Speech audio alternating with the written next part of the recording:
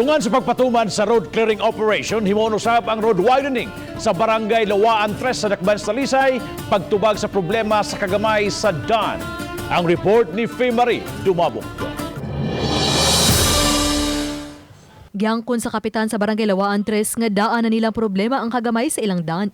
Pipila sa mga nakatampo mao ang mga nagtinda-tinda ug ang mga struktura nga nipahat na gyud sa parte sa agianan. Anaw say mga nagpark nga mga sakyanan sama sa mga tricycle. Hinungdan nga usa kini sa limpyuhan pagbalik sa kamanduan sa DILG nga road clearing operation. Gani usa sa mapiktuhan ng barangay hall kansang tent anaa sa daplin sa daan. Gigamit kini atul sa pandemya kay diha naghihimo ang sagad sa mga transaksyon ug ang hatag sa ayuda. Kasagaran mo gina to encroach karon wala na kay na. Kasagaran karon illegal parking na lang ma'am, illegal terminal. Ang maluoy sa mga tricycle gawa mo sa sila kakuanan ako nagingnan nga if ever man gani mag-parking mo na alay driver dili ninyo biyaan.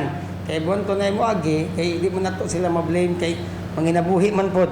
Dungan sa road clearing ang pagpalapad usab sa 680 metros nga parte sa daan sa barangay. Mato di Kapitan Marababol nga gawas sa gipersonal nila pagpaybaw ang mga apektado padadan usab nila kini og suwat notisya. Itubag din si Mayor nga mag-road widening mi. So nakasugod na gitunta mi na pandemic lagi nakahunong nani uban ni guba ni kislang balay. Nya last October lang napi-outan sila sa ilang gamay financial. Kuan ra ko kung kwaon manggaling ni kay pwede raman ko makasulod ra. Ang road widening gigahinan sa lokal nga kagamhanan og 2.7 milyones pesos. Uban ni Renante Quiñones, ako si Faye Marie Dumabok. Balitang Bisdak.